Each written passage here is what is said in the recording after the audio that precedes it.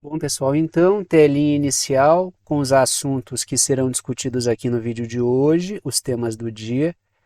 4 temas no total, 2 deles em vermelho, porque são os temas em destaque. Os temas em destaque são os assuntos que aparecem no título e na capinha do vídeo.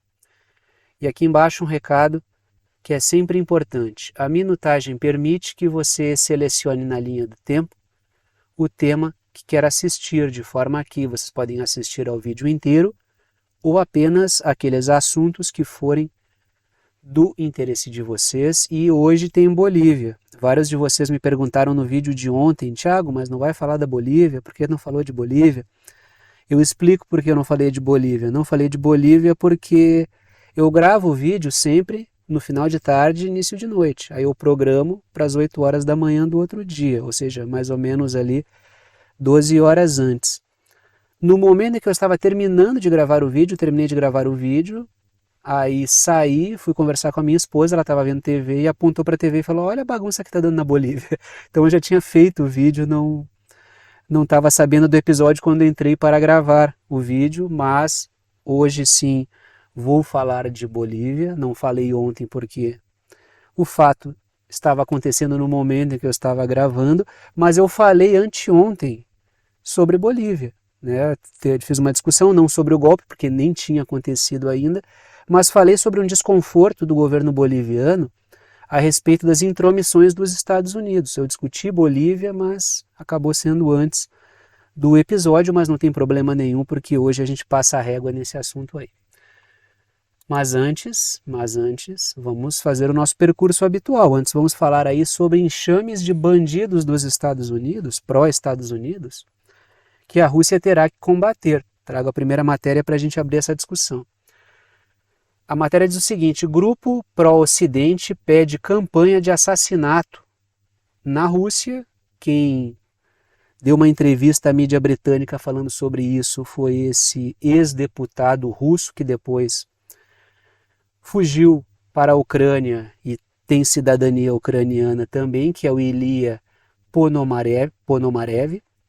Ele falou sobre esse plano, que não seria muito difícil, seria necessário um número ali X de pessoas para promover um golpe e derrubar o governo russo. E esse é o tema que a gente vai discutir agora aqui. Trago 2 pontos, está aí o Ilya Ponomarev na foto. Trago 2 pontos e começo pelas letras vermelhas. Esse Ilya Ponomarev, aí, que é ex-deputado russo, que aí depois fugiu da Rússia por ser um grande bagunceiro, foi para a Ucrânia, conseguiu cidadania ucraniana. Diga-se de passagem, tem cada figura, tem um político também georgiano, um bagunceiro de marca maior, que também fugiu para a Ucrânia, conseguiu cidadania ucraniana. Não sei se conseguiu cidadania, conseguiu sim, conseguiu a cidadania ucraniana. Tanto é que ele chegou a governar. Eu acho que governou Odessa, se eu não me engano. Tá? Então a Ucrânia ela é refúgio de bagunceiro. Né?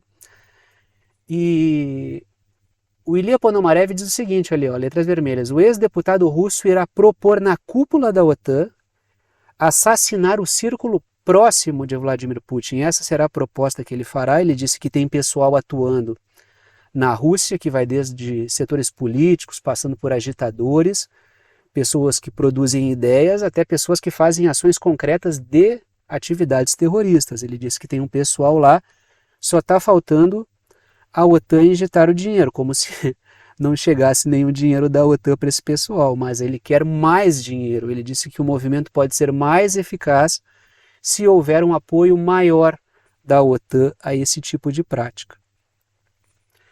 Segundo ponto, letras azuis.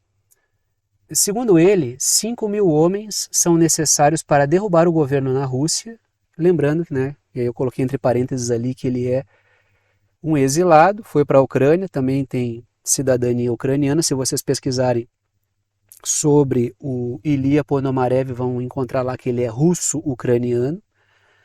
Logicamente que a Rússia não viu com carinho nenhum esse tipo de cidadão lá dentro e ele, lógico, fugiu para a Ucrânia, que é, como eu já disse, um reduto de bagunceiros. Né? Letras azuis, ele diz que o seu movimento tem 10.000 homens atuando na Rússia, que vão desde deputados em atuação. Então o governo russo precisa olhar com muito carinho para esse pessoal aí, porque segundo ele existem pessoas que fazem parte do movimento dele que estão atuando na Rússia. O que o Ilya Ponomarev está falando aí é de organização de um golpe de Estado, é disso que ele está falando.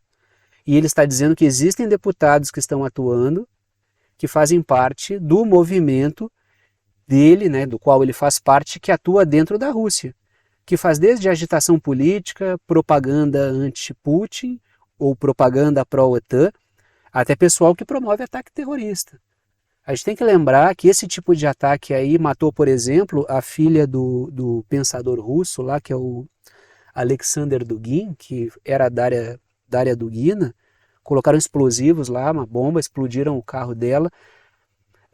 Na verdade, a bomba foi instalada, acredita-se, para matar o Alexander Dugin, mas ela conduziu o carro e ela acabou morrendo. Ou seja, estão acontecendo ataques que estão matando pessoas na Rússia. E esse cara está admitindo que tem gente no parlamento russo que atua junto com ele. Então, né, tem gente muito perigosa ali, tem raposa no galinheiro.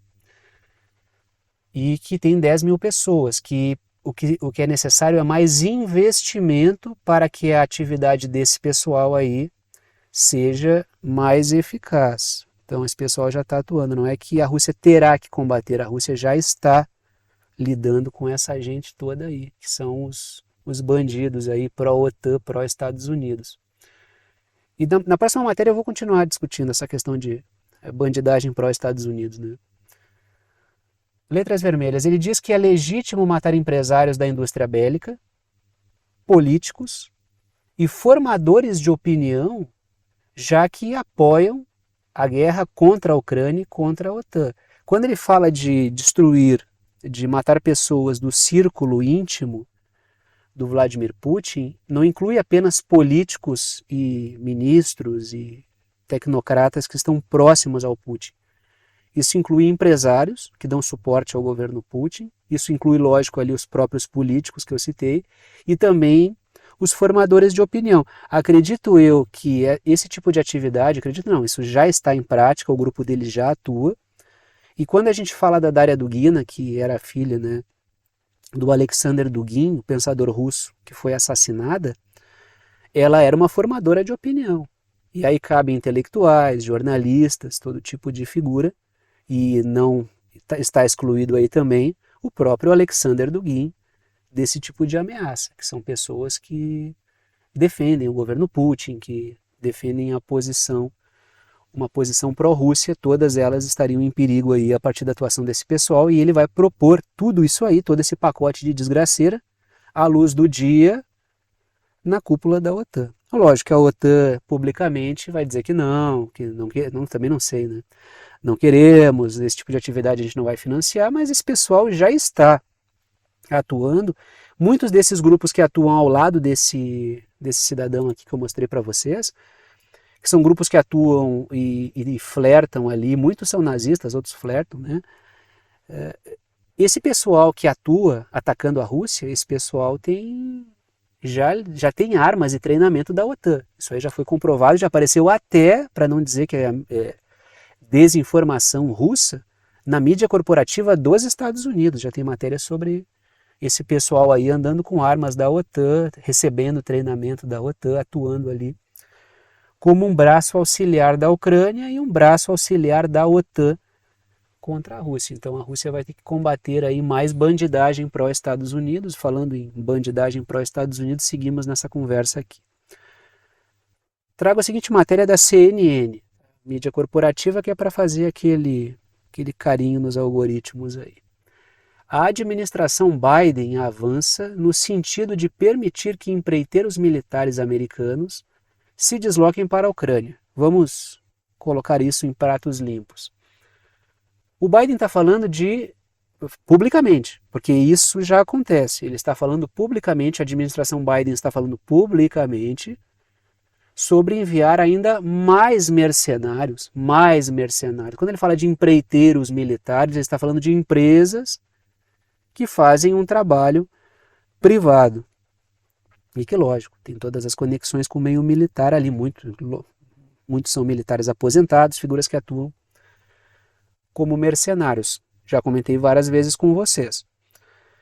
O mercenário não necessariamente é um bandido, tanto é que a gente fez uma discussão, teve um vídeo aí anterior que eu fiz uma exposição não muito longa sobre a história e sobre a função dos mercenários. O mercenário, a princípio, é um cara que atua, o trabalho dele ele é o cara que domina a arte da guerra. Então ele recebe para participar de guerra, para fazer guerra. A história está recheada de exemplos de mercenários notórios e muitos mercenários com papel fundamental para o andamento, para a consolidação de estados nacionais. Não há nenhum problema.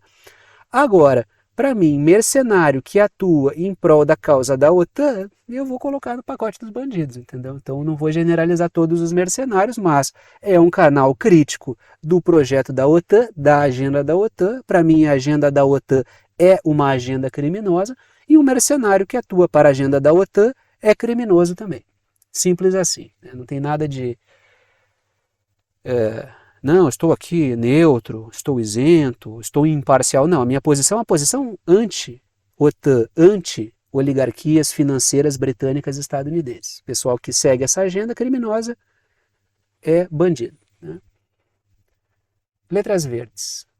Os mercenários yankees são uma solução para a crise de recrutamento da Ucrânia, para evitar um colapso, porque, já falei várias vezes aqui, a Ucrânia tem uma senhora de uma crise de recrutamento.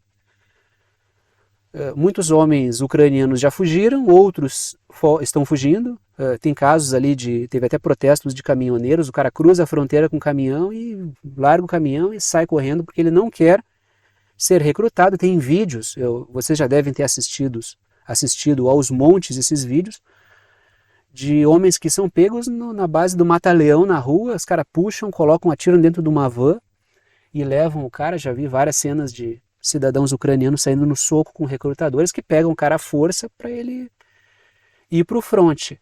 Dada é a dificuldade de recrutamento, por vários motivos. Não só porque o pessoal vai estar num fronte de onde desviam dinheiro, onde sim chegam armas, caso contrário a guerra não continuaria, mas muitas armas são desviadas, muito dinheiro é desviado, o treinamento é curto, o cara vai despreparado para lidar com tropas russas que, né, estão fazendo ali um trabalho de avanço e que a coisa está sendo bem sucedida, vão lidar com o pessoal que tem equipamento, que está bem treinado. Expectativa de vida acaba sendo curta, porque não há preparo para manter, então...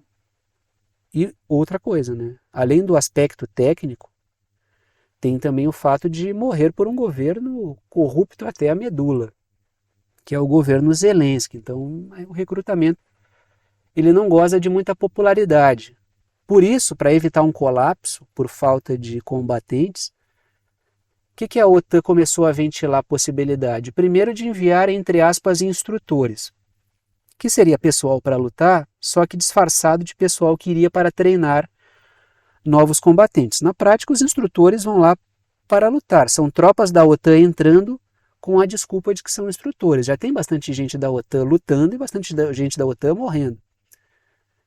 Para somar-se a esse pessoal, vai também agora os mercenários que o governo Biden aí estaria admitindo que vai enviar para evitar um colapso da Ucrânia. A situação da Ucrânia e da OTAN é muito difícil. Justamente por isso, repito, a OTAN vai apostar cada vez mais, e aí a gente vê falas de um ex-deputado russo, de um político que hoje, né, uma figura que hoje atua em prol da Ucrânia, dizendo que a saída são realmente esses ataques terroristas, a saída realmente é o banditismo dentro da Rússia. Ou seja, o que aconteceu ali na Crimeia, quanto pior ficar para a OTAN e para a Ucrânia, mais esses ataques vão acontecer. E a Rússia vai fazer o quê? Ela vai manter o seu plano, vai manter o seu projeto. E por que vai fazer isso? Porque está dando certo. Esse desespero dos ataques terroristas, das provocações, esperando que a Rússia saia do seu projeto, revela o sucesso do projeto russo. O que a Rússia vai fazer é manter a linha. Agora, quanto pior ficar para a OTAN, quanto pior ficar para a Ucrânia, maior será o nível da provocação. Isso vai gerar, lógico, uma irritação, e eu vejo os comentários de vocês, uma irritação muito maior. E a campanha na rede vai acompanhando, né? A campanha de provocações contra a Rússia. Se faz um grande alarde sobre isso, aí o questionamento por que a Rússia não faz nada, aí a Rússia vai manter o seu plano porque está dando certo, e aí vários de vocês vão ficar irritados com a Rússia, eu vejo que vários de vocês estão com o governo Putin, mas acredito eu, aqui estou passando o que eu vejo que o governo russo está fazendo, tá? Que é manter o plano já que ele está funcionando. Se não estivesse funcionando, os caras não estariam apelando aí para o terrorismo e atacando civis. Sinal de que o plano funciona e que a Rússia vai manter essa mesma linha. Letras azuis. Já existem mercenários e terroristas recrutados na Síria combatendo pela OTAN na Ucrânia. Já falei várias vezes disso. Muitos já foram presos, muitos já foram mortos. Então não é nenhum fato novo, né? O que é novo talvez seja a admissão pública por parte do governo Biden de que faz isso. Letras vermelhas. Os mercenários irão se somar aos instrutores, entre aspas, enviados pela OTAN para tentar conter o sucesso russo. É uma guerra direta disfarçada. A OTAN está em guerra direta? Não. Ela não mandou combatentes, mandou instrutores. Os Estados Unidos estão em guerra direta com a Rússia? Não. Estão enviando mercenários, não são combatentes, então não são soldados dos Estados Unidos. A OTAN faz de tudo para não envolver-se diretamente nisso. Mas, para quem está observando com alguma atenção, já existe aí, não é só o dedo da OTAN, tem o dedo, a mão, o braço e o corpo inteiro da OTAN, que sim está perdendo a guerra. Se ela está envolvida diretamente, ela está perdendo diretamente essa guerra na qual ela está envolvida. Continuamos nesse tema, por quê? Trago matéria da Reuters, mídia corporativa, para fazer aquele carinhozinho nos algoritmos. A União Europeia e os Zelensky deverão assinar um pacto de segurança com a Ucrânia. Não, é um pacto entre a União Europeia e a Ucrânia, não é? O Zelensky vai assinar um pacto de segurança para a Ucrânia, né? O Zelensky é o representante da Ucrânia. O tradutor do navegador deu uma derrapada aí. Letras verdes. O pacto garante que a Ucrânia terá suas necessidades de defesa satisfeitas pelos próximos anos. O pessoal está mandando mercenário, está mandando instrutores, está querendo segurar o jogo dentro da Ucrânia e apostar em ataques dentro da Rússia. Não estão cogitando largar o osso agora. Ainda tem muito ucraniano para... Tem muita lenha para queimar, tem muito ucraniano lá que ainda pode ir para o fronte. Ainda tem muito mercenário para mandar, o pessoal aposta aí no prolongamento, até quando for possível, dessa guerra. Ou pelo menos o aceno dá a entender isso aí. Aí uma foto do... Essa foto estava até na matéria da Reuters. Eu gosto dessas fotos assim, né? Tá um chamego aí entre o Volodymyr, o Zelensky, e a Ursula von der Leyen, que, ao que tudo indica, pelo menos ela tem algumas críticas ali, né, na União Europeia, mas ao que tudo indica ela vai continuar à frente da Comissão Europeia, vai ser escolhida para continuar, conseguiu fazer um bem bolado político depois das eleições e continua, abandonou momentaneamente o discurso de preservação ambiental para conseguir o apoio de setores políticos ligados a estruturas agrárias europeias, fez ali um aceno forte a questão da continuidade da guerra e conseguiu continuar. Então os Estados Unidos Estados Unidos não, né, mas é alguém de confiança dos Estados Unidos que continua à frente da União Europeia. Já falei aqui, algumas fontes apontam que a Ursula von der Leyen é a pessoa da mais alta confiança do Biden, naquele caso para assumir até a OTAN, mas continuando à frente da União Europeia ela vai fazer um papel muito parecido, né? Até porque o Mark Rutte, que é também um cara de confiança ali desses setores dos Estados Unidos, embora seja holandês, assim como a Ursula von der Leyen é politicamente alemã, vão ficar pessoas de confiança aí de setores financeiros nos cargos de comando aí, né? Que mantém a Europa num cabresto e sem autonomia nenhuma, tanto a OTAN quanto a União Europeia. Letras azuis, continuamos aí. A União Europeia terá um dia para avaliar as demandas ucranianas após, segundo esse pacto, né? A União Europeia terá um dia, segundo esse pacto, para avaliar as demandas ucranianas após algum grande evento de agressão. e deverá responder rapidamente à solicitação, ou seja, a Europa tem que estar ali como uma espécie de mordomo da Ucrânia, o mordomo bélico da OTAN, da Ucrânia. Quando acontecer alguma coisa, a União Europeia precisa atender prontamente às demandas, porque a Ucrânia tem preferência, já que ela é uma ferramenta da OTAN. Sequer é um membro da OTAN, a Ucrânia é uma ferramenta. Continuamos nessa discussão, porque a Rússia ataca aeródromos ucranianos destinados a abrigar jatos ocidentais. A Rússia está se antecipando à chegada dos jatos, né, dos aviões de combate que foram prometidos, né? Tanto é que eu botei nas letras vermelhas ali, a OTAN prometeu 60 jatos F-16 de produção estadunidense para a Ucrânia, né? São produzidos pelos Estados Unidos, mas adquiridos pelos mais variados países. Isso é do gosto da indústria bélica Yankee, sim, né? Que a Ucrânia se arme com armas dos Estados Unidos compradas com dinheiro europeu.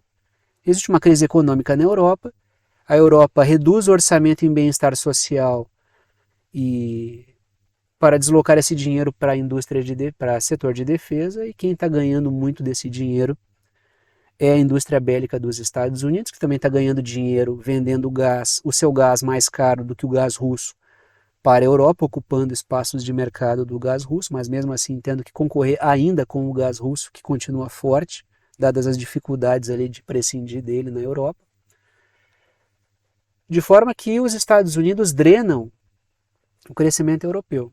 Por isso, os resultados eleitorais na Europa apresentam-se favoráveis a grupos que criticam essa agenda da OTAN, ou para capitalizar politicamente sem ter realmente a intenção de mudar isso, ou grupos que realmente querem uma agenda contra a continuidade do servilismo a esse projeto da OTAN, que é péssimo para a Europa.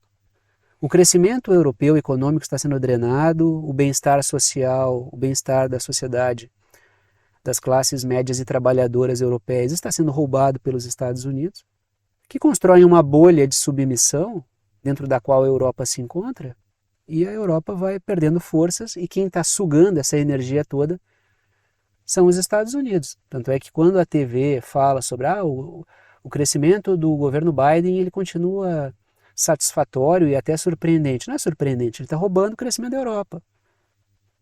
Ele cresce o que a Europa não cresce, salvo alguns poucos exemplos na Europa por motivos específicos. A Europa no geral não cresce economicamente. Se tem que alocar mais dinheiro para a defesa, vai ter que tirar dinheiro da sociedade, de outras áreas do orçamento. E aí a gente vê o que a gente vê. Aí repito, depois ficam lá os comentaristas, meu Deus, que resultado eleitoral surpreendente. As pessoas não estão pensando, estão votando muito mal. Ora, se os partidos políticos que endossam os regimes e apoiam a agenda da OTAN continuam cometendo erros, as pessoas vão votar em outras alternativas, ainda que sejam mentirosas. Letras verdes. Continua ali, a OTAN prometeu 60 jatos F-16 e a Ucrânia não mandou ainda, né? E a Ucrânia ameaçou hospedá-los em bases aéreas da OTAN. Aí é um problema. A Rússia ela atacou essas bases aéreas, antecipando-se ao envio de caças. A Ucrânia disse antes, mesmo antes dos ataques russos às bases aéreas, que para manter esses jatos em segurança, eles ficariam em bases em países membros da OTAN. Aí a Rússia colocou o que? Ora, repito, se esses jatos ficarem, se os jatos que atacarem a Rússia voltarem para bases em países membros da OTAN, se atacarem forças russas na Ucrânia, ou pior, se atacarem território russo em profundidade,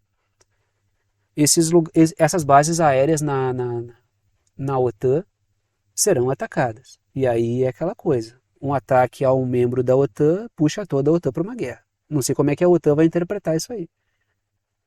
Porque a Rússia estaria meramente respondendo, um caça sai de uma base, ataca a Rússia e volta. É um pouquinho, né? Letras verdes. Os pilotos ucranianos ainda estão em treinamento e o país não dispõe de pessoal para a manutenção dos aviões. Existem vários problemas que estão colocados aí. de forma que podem estar pensando em utilizar as bases aéreas da OTAN. Mas aí é um risco, né? Existe um grande risco aí, porque a Rússia falou que atacaria. Tá aí o F-16, tá?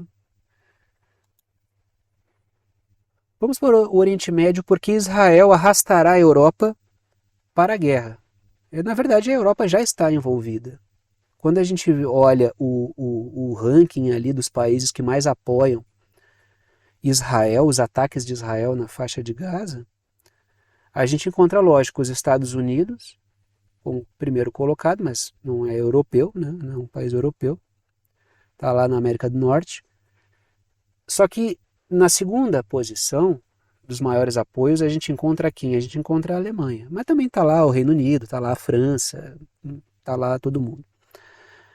Mas a gente encontra a Alemanha ali. Então a Alemanha já está envolvida nessa guerra. Já estão acontecendo protestos na Europa que estão sendo reprimidos, ou seja, tem estudante europeu criticando isso e está sofrendo repressão do seu país, de forma que a Europa já está envolvida nesse processo. Por quê? Porque os governos continuam assinando embaixo, boa parte deles, das atrocidades que Israel comete e, sobretudo, mais uma vez, infelizmente, o governo alemão. A Alemanha usa o discurso de que faz isso porque não quer repetir erros do passado, e aqui ela está falando do episódio do Holocausto. Ela defende tudo que Israel faz. Só que a história muda. O que Israel está fazendo hoje é massacrando civis, tanto quanto o Hitler massacrou judeus na Segunda Guerra, no contexto da Segunda Guerra Mundial.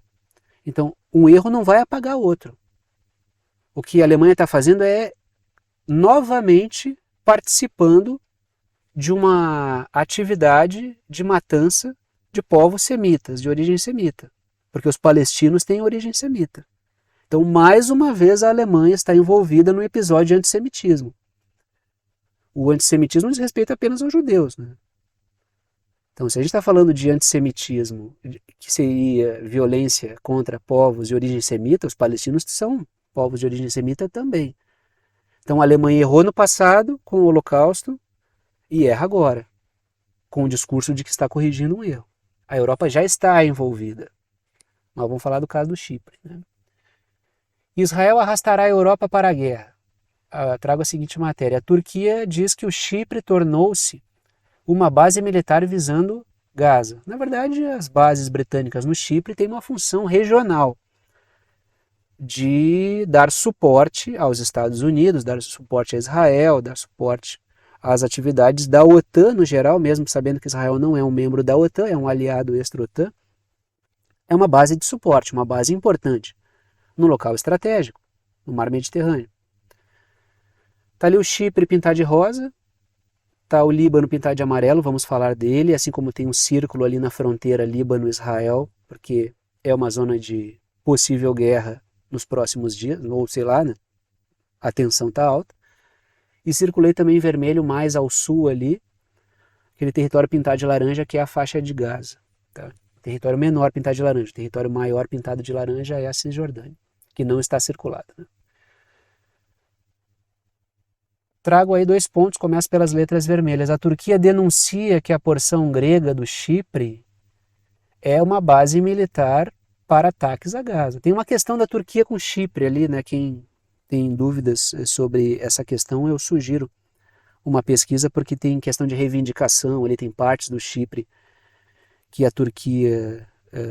existe uma reivindicação histórica turca, ali tem uma questão gregos e turcos ali no Chipre, que eu acho que vale a pena vocês darem uma pesquisada, que é uma questão bem interessante, não só de agora, mas ver o histórico, fica com, às vezes, tô sem ideia do que ler, professor, tem alguma sugestão de assunto aí para eu pesquisar, para eu me aprofundar, para eu baixar artigos, artigos é a escolha de vocês, né? Para eu assistir vídeos, dei uma pesquisada nessa questão do Chipre, é uma questão interessante, fica aqui a sugestão. Mas o fato fora o fato de que a Turquia tem realmente, por isso que ela está apontando, tá? A Turquia nunca faz nada à toa, né? Ninguém acha que a Turquia está aqui defendendo de graça ali a questão dos palestinos. A Turquia está colocando algo do interesse dela, que é gerar problemas para a porção do Chipre, que não é a porção turca. A Turquia toca ali atira uma pimenta ali no negócio. E é por isso que a Turquia é um membro complicado da OTAN. Porque o que a gente observa ali? Na parte não turca do Chipre, tem bases do Reino Unido, bases britânicas, que é um membro da OTAN. E a Turquia também é membro da OTAN e joga essa aí no ventilador e deixa o pessoal brigando. Mas não está mentindo. Está fazendo um uso ali para gerar uma bagunça básica num assunto que lhe interessa, que é essa questão de disputa territorial, de reivindicação ali da Turquia no Chipre, mas ela está dizendo uma verdade, que é a função estratégica que bases no Chipre têm, que eu já falei aqui antes sobre isso, para atividades na região. Não está mentindo. E realmente, as bases no Chipre têm uma função de abastecimento em Israel para o massacre na faixa de Gaza. Também não tem nenhuma mentira aí. O material que chega àquele porto que ainda está se mantendo a pau e corda lá dos Estados Unidos na faixa de Gaza, as coisas saem do Chipre para chegar ali. São revisadas no Chipre por pessoas ligadas ao Estado de Israel para ver se não tem nada errado entrando. E depois são revisadas lá no porto provisório que os Estados Unidos fizeram na faixa de Gaza. Letras azuis. O Hezbollah já ameaçou atacar o Chipre, falei sobre isso dias atrás, caso as suas bases sejam usadas para atacar o Líbano. E nada pessoal. Nada pessoal. O Hezbollah colocou ali, o líder do Hezbollah. O Chipre costuma ter uma posição de defesa ali de questões do Líbano. Não é uma força agressora. O governo do Chipre em si não é agressivo em relação ao Líbano. Mas se tem bases britânicas ali que são perigosas para o Líbano, aí é uma questão que. Aquela coisa, nada pessoal, mas vocês estão atrapalhando, vocês estão colocando a gente em risco, então teremos que atacar. É o ônus de um governo como o do Chipre não ter soberania sobre seu território. Acaba entrando numa guerra. Letras azuis. Ah, não, esse aqui foi o que eu falei agora, né? Foi o que eu falei agora. Continuamos aí. Continuamos, letras azuis.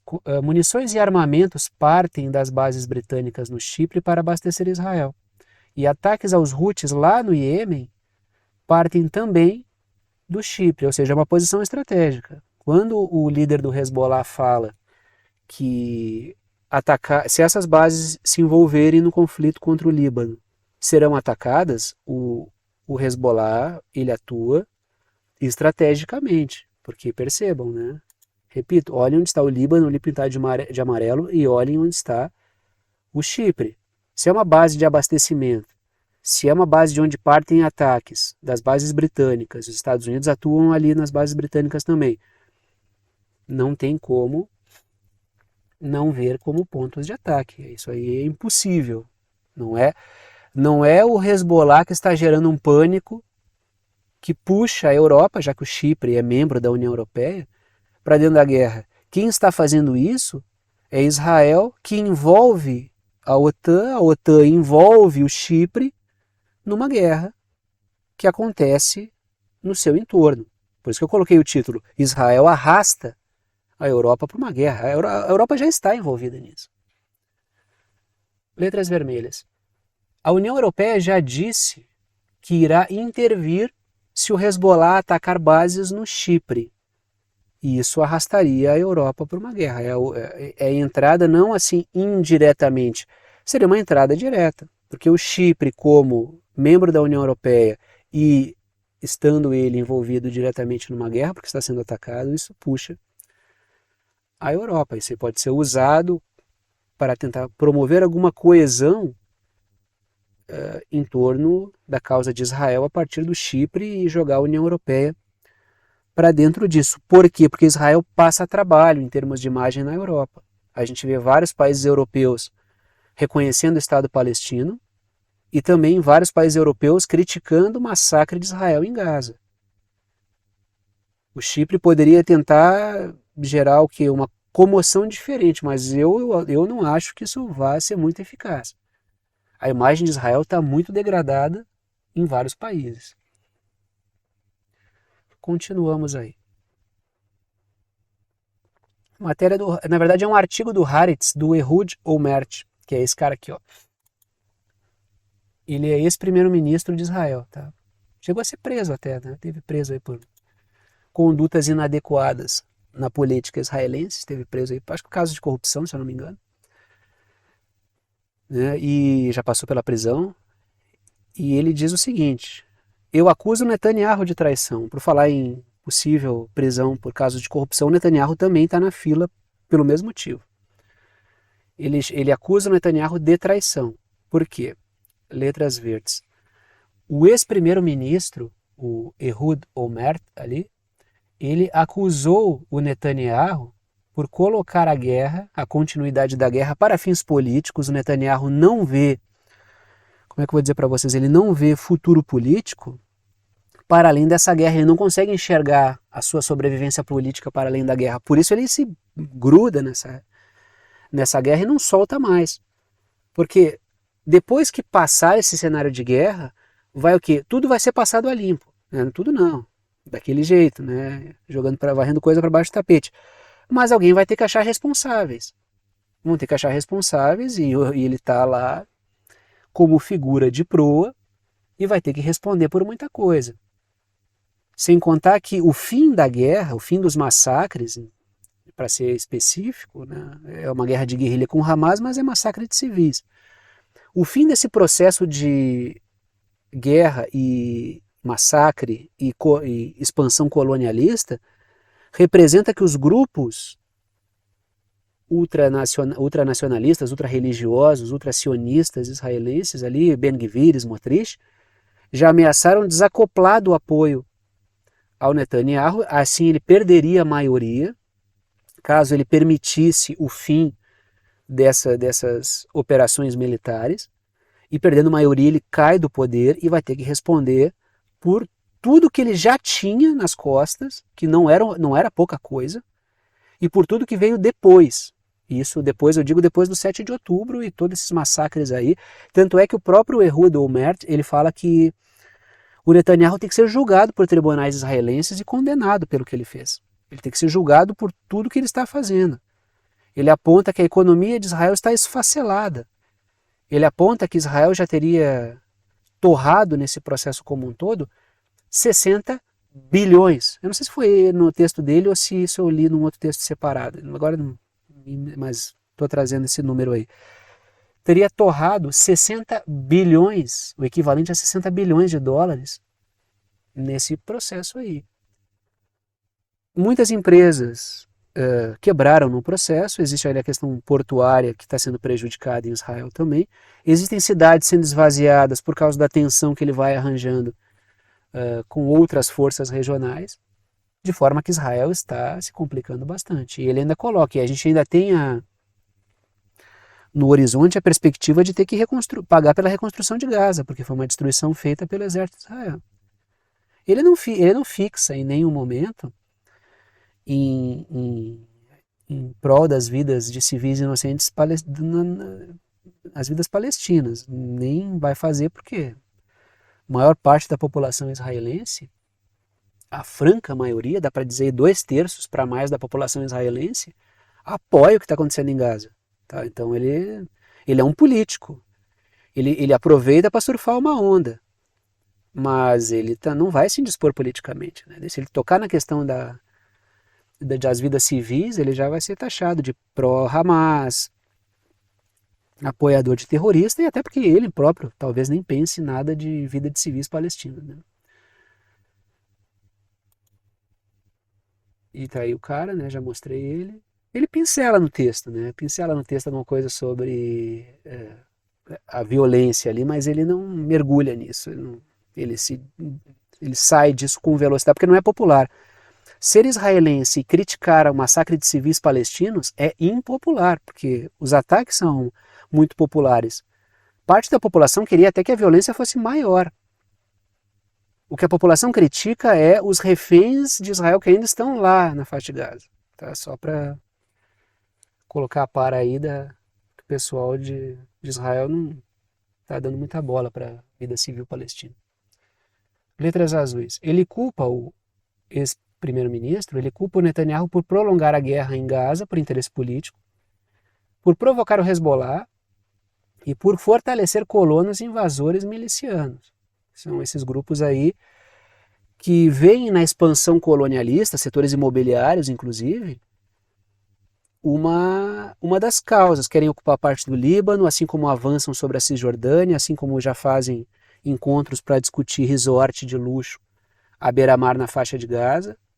É uma pauta. E esse pessoal forma milícias armadas que ocupam, invadem os lugares, expulsam palestinos, destroem suas moradias, destroem suas lavouras, destroem espaços produtivos palestinos. Eu acho que isso, o tal do ex-primeiro-ministro aí, ele toca nessa questão da destruição de patrimônio palestino, com as invasões desses milicianos, que são grupos criminosos. O que a gente está vendo aí é a prática do pogrom. Pesquisem aí o que é pogrom, para quem não está ligado, vocês vão ver que Israel está autorizando silenciosamente e ativamente, porque tem tropa atuando no meio, hordas violentas contra grupos específicos, no caso os palestinos. O interessante disso é que os judeus foram alvo de pogroms ao longo da história. O que fazem agora é fazer a mesma coisa da qual foram alvo, né? Perpetrar uma violência contra grupos com autorização do Estado. Mais uma matéria aqui, já que estamos falando de atrocidades. Jatos israelenses atingiram cidade no sul do Líbano, com bombas de fósforo branco em meio à tensão. É desaconselhado o uso de fósforo branco para atacar. Isso aí a opinião internacional desaconselha, porque isso vai gerar efeitos para civis. E lógico, atacar civis, nem preciso dizer que é crime, né? A matéria continua. Ataques aéreos israelenses destroem 3 casas nas fazendas Sheba ocupadas. Letras vermelhas. Letras vermelhas. Israel também utiliza catapultas com bolas de fogo, como eu já falei aqui, para incendiar florestas e plantações no Líbano. Ele está usando esse fósforo branco são ataques incendiários. Tá aqui o fósforo branco, né? Ele deixa um rastro bem discernível ali. Quando há um ataque com fósforo branco, fica aquele aspecto ali. Então fica muito fácil de identificar. Se vocês botarem ataque fósforo branco Israel, vocês vão achar muitas fotos, porque Israel usa e abusa desse expediente aí. Agora, o que para mim é mais raro, pelo menos em imagens assim, é aquela foto ali que é na verdade um recorte de um vídeo, é uma imagem, um print, né, como se diz, de um vídeo, o pessoal usando uma catapulta ali, né, de um trabuco, para incendiar lavouras e florestas do Líbano. Desde armas mais modernas até as armas mais antigas. Israel é bem criativo na hora de destruir as vidas das pessoas, né? Letras verdes. Setores sionistas já discutem projetos para a ocupação do sul do Líbano, que é um objetivo histórico. Ou seja, o Líbano está na alça de mira. Aí, continuamos aí na penúltimo tema. Israel quer fechar canais estrangeiros. Está aí como é que é aquela conversa? A única democracia regional. Isso é um Estado militarista, altamente autoritário. O governo israelense avança projeto de lei para tornar permanente a lei de proibição da mídia estrangeira, o que já fez com a Al Jazeera. Tanto é que eles chamam isso aí de lei Al Jazeera, que vai generalizar esse tipo de prática. Está aí o Netanyahu. Letras vermelhas. A lei permite que o ministro das comunicações, o governo, feche canais estrangeiros. Eu não vi a mídia corporativa, que gosta de... Até para defesa própria, porque a mídia corporativa também entra nisso. Se ela pisar no calo de Israel, o que ela não costuma fazer, vai pagar a conta também. Não vi nenhuma grande manifestação dos jornalistas aí contra isso. Letras azuis. O governo terá o direito de confiscar equipamentos, olha que grave. O governo terá o direito de confiscar equipamentos e eu pergunto, a única democracia regional? Não está aparecendo. A civilização no meio da barbárie, que é como o pessoal coloca Israel, né? O pessoal da OTAN.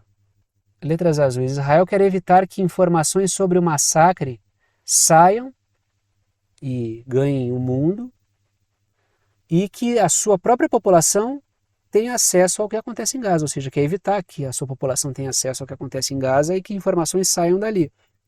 Porque existe uma maioria A maioria em Israel apoia os ataques ainda. Assim como essas imagens que saem ganham o mundo, como vários vídeos aí, muitos dos quais a Al Jazeera transmitiu, contribuíram para destruir a imagem de Israel ao mundo afora, mais do que já era. Né? Muitas pessoas que não sabiam acabaram vendo o tipo de coisa que Israel faz desde que surgiu como Estado. Mais uma matéria, agora continuamos no Oriente Médio, né? Já que estamos na região ali. Os parceiros dos Estados Unidos ligados ao Partido Curdo, no nordeste da Síria, continuam a recrutar crianças, afirma um relatório sobre o tráfico de pessoas de 2024. Letras vermelhas. As milícias curdas apoiadas pelos Estados Unidos combatem as forças do governo do Bashar al-Assad com a desculpa de estarem combatendo o terrorismo, assim como os próprios Estados Unidos mantêm tropas na Síria com a mesma desculpa. E recrutam crianças para o fronte. Tá? E os Estados Unidos se dizem aí os grandes propagadores dos direitos humanos. Né? Letras verdes. Sob a fachada de cursos educativos, as milícias recrutam crianças. Até não sei se o dinheiro não vem de fora para alimentar ONGs e grupos que atuam com essa fachada educativa.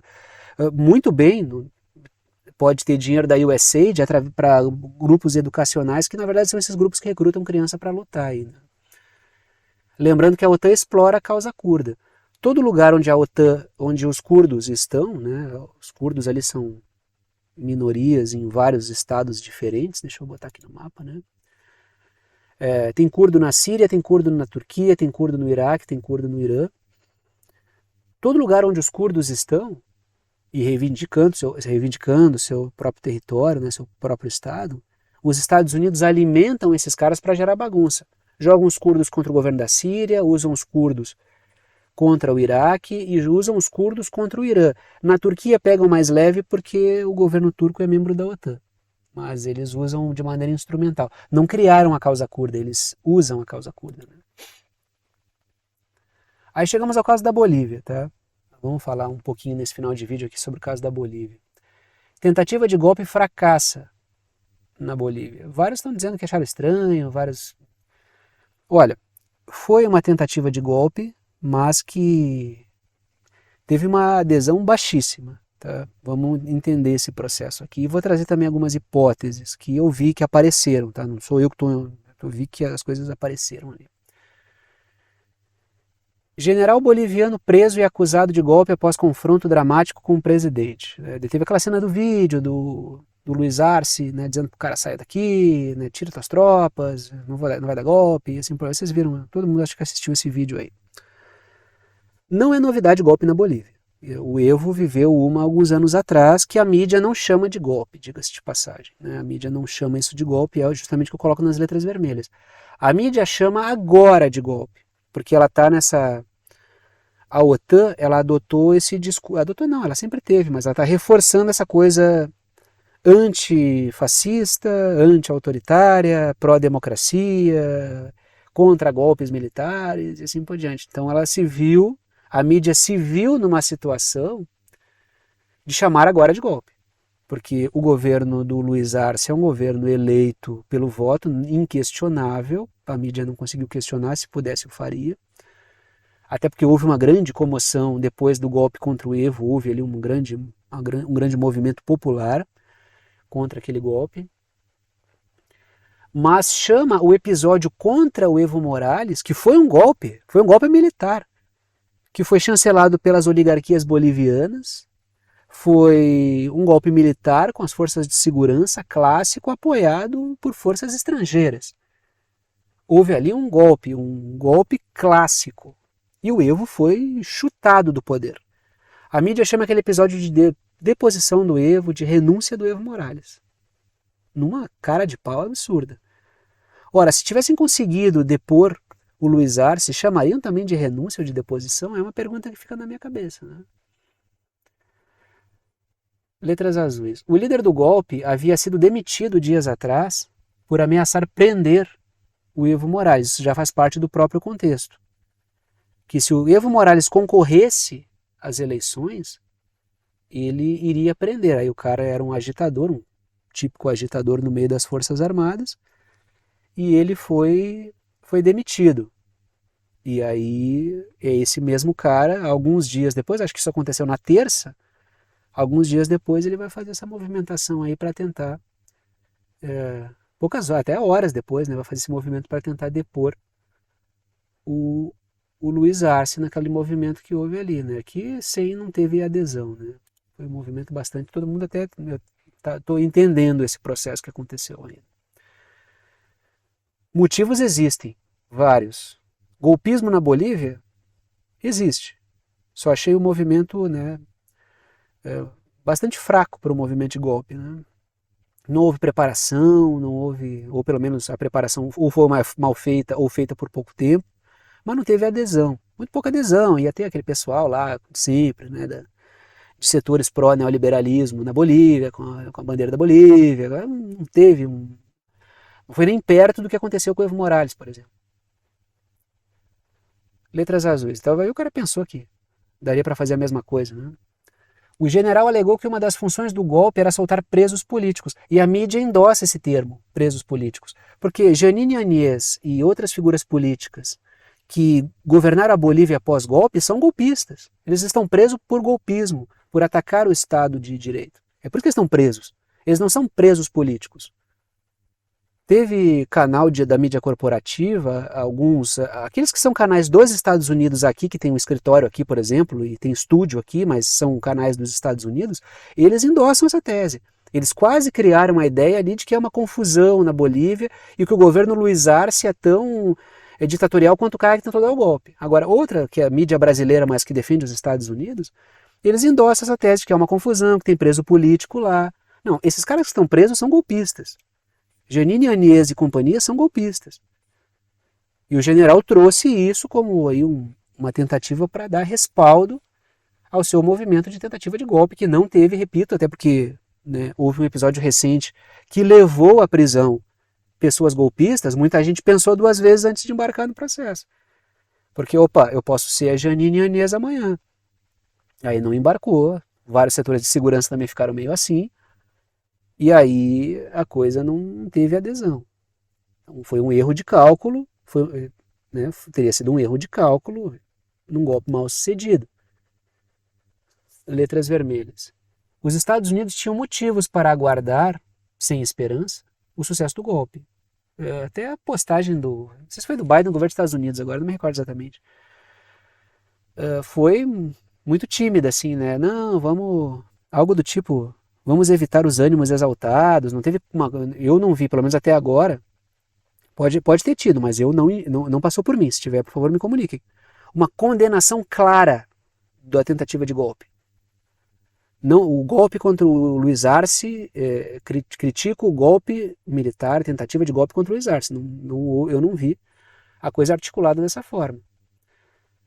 E tem motivo por quê? Para esperar um golpe bem sucedido. Primeiro que a Bolívia tem grandes reservas de lítio, que foi o que levou ao golpe contra o Evo Morales, que até o Elon Musk ele fez uma admissão. Ele foi tirar um sarro, mas acabou entregando uma verdade. A gente nos Estados Unidos, a gente golpeia mesmo e vai continuar golpeando. Ele é o cara dos carros elétricos e a Bolívia tem lítio, que é fundamental para esse setor. E o Evo foi alvo de um golpe por quê? Porque tentou construir uma marca de carros elétricos boliviana a preços populares. Indústria própria, nacional, isso aí é um grande crime para o interesse transnacional, para os Estados Unidos.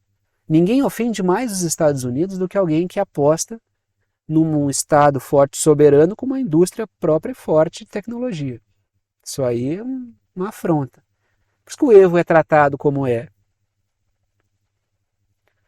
E a Bolívia também caminha passos largos para os BRICS, com conversas muito recentes sobre entrar nos BRICS, entendeu? Então, motivos existem para os Estados Unidos. Eles ficaram meio que assim esperando para ver o que ia acontecer. Até para não queimar a largada. Eles ficaram olhando, vamos manter os ânimos aí, mas se der certo o golpe a gente vai achar legal. Mas ficaram meio... Até porque o Biden, ele está muito em cima ele não pode ficar... Porque assim, ó, o governo dos Estados Unidos, os democratas, os republicanos, não defendem democracia, droga nenhuma. Só que o Biden, ele está levando à frente essa aura falsa de defensor da democracia contra golpes por causa do episódio do Capitólio lá. Então, se ele começar a defender quartelada, assim, ele cai numa contradição do tamanho do universo que o Trump vai aproveitar e vai faturar ele por isso. Aí ele tem que manter, ficou na encolha, diz, vamos ver o que vai acontecer. Mas assim, o saldo positivo não houve sucesso numa tentativa de reedição de algo muito recente, talvez por isso tenha dado errado. Teve algo muito recente que foi penalizado, então já deixou o pessoal com o pé atrás. Aí não entraram, ficaram tudo meio cabreiro. Não, cara, a Janine Anês foi presa, eu não vou não, viu? Da última vez deu ruim. Foi muito recente, foi alguns anos atrás. E claro, a figura política do Evo tentando concorrer a uma nova eleição vai levar a ânimos exaltados, mas o cara tem direito à vida política. O cara governou e fez um bom governo na Bolívia por muito tempo. E ele foi criando estruturas para continuar fazendo o trabalho, e o povo dando lastro a ele. Então tá aí até o Evo Morales, né? Letras verdes. Ainda não é certo que o fato vá reaproximar o Arce, o Luiz Arce, o atual presidente, e o Evo Morales, que é o ex-presidente. Eram figuras próximas. O Luiz Arce, ele é do movimento político do Evo, é digamos assim, um, um, um continuador da obra do Evo. Só que houve um rompimento ali, o Luiz Arce ganhou protagonismo, o Evo Morales perdeu e tem uma disputa interna. Mas por questão de liderança, não é porque um é neoliberal e o outro não é, entendeu? É um aspecto de liderança, de movimentos. Aí vem a questão que eu deixo a pulga atrás da orelha no final, né? Que alguns partidários do Evo, apoiadores do Evo, evistas ali que eu coloquei, eles falaram em autogolpe. Eles falaram que foi teatral. Aí eu vou deixar só. O Evo não disse isso.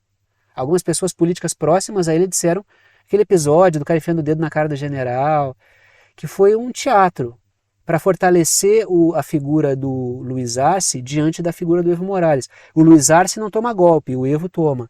Os evistas estavam levantando essa tese, de que foi tudo um grande teatrão ali, que aproveitaram ali a insatisfação, irritaram o general para ele cair nessa. Agora, isso aí, eu não sei, entendeu? Eu só estou trazendo porque eu quero compartilhar com vocês uma informação com a qual eu cruzei, que teria sido produzido ali para fortalecer a figura do Luiz Arce, com aquele vídeo dele enfiando dedo na cara, né? Não sei. Assim, é plausível pensar que houve um golpe, uma tentativa de golpe, porque golpismo na Bolívia ocorre, que os Estados Unidos estavam esperando para ver o que ia acontecer. Essa tese do autogolpe aí eu não estou endossando, tá? Só estou trazendo para botar na mesa aí para vocês. E claro, vamos ver como é que o Evo vai se manifestar. Opa, estou na frente do Evo, deixa eu sair rapidinho aqui, tá? Ó, saí. Tá aí o Evo para vocês, né? Não quero ficar na frente do Evo. Tá o Evo e o Luiz Arce aí, né? Então, os dois, vamos ver como é que vai ser as eleições aí, né? Se vão se aproximar depois disso ou não. Momento final do vídeo, momento de passar o chapéu, pedir o apoio financeiro para aqueles que gostam, querem e podem apoiar o canal. Sempre comento com vocês que apenas os anúncios e propagandas que aparecem durante o vídeo não garantem a existência do canal. Se eu fosse depender apenas da receita das propagandas, ficaria difícil manter esse trabalho. O que mantém esse canal aqui vivo é o apoio financeiro dado por alguns de vocês, apoio pelo qual eu sou imensamente grato pela confiança no trabalho.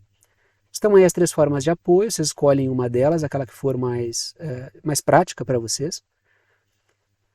Seja lá que maneira vocês escolherem, vocês apoiam com o valor que vocês quiserem, uma ajuda solidária, ajuda quem pode, ajuda quem quer e ajuda com quanto quiser. E o conteúdo fica aberto para todo mundo. Primeira forma de apoio por boleto bancário ou cartão de crédito, pela plataforma Apoia-se, está aí o endereço, o link, o site do Apoia-se. Segunda forma de apoio pelo Pix, está aí a chave Pix, que é uma chave de e-mail. Tem gente que usa o número do celular, número do CPF, número do CNPJ. Como chave Pix, eu uso um e-mail. Se vocês escreverem, digitarem lá na chave Pix, pixverdadeconcreta@gmail.com, vai aparecer o meu nome, que é Thiago, e vocês podem fazer a doação no valor que vocês quiserem.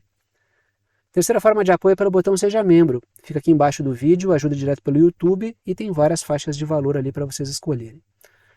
Repito, as 3 formas são bem-vindas. Repito, também agradeço pela confiança no trabalho, né, pelo apoio aí e pela confiança no trabalho. Agradeço aos apoiadores, né, aos que mantêm esse trabalho aqui, confiam no trabalho. Falei rápido porque eu não quero estourar 1 hora, tá? Então vou parando por aqui e tchau para vocês.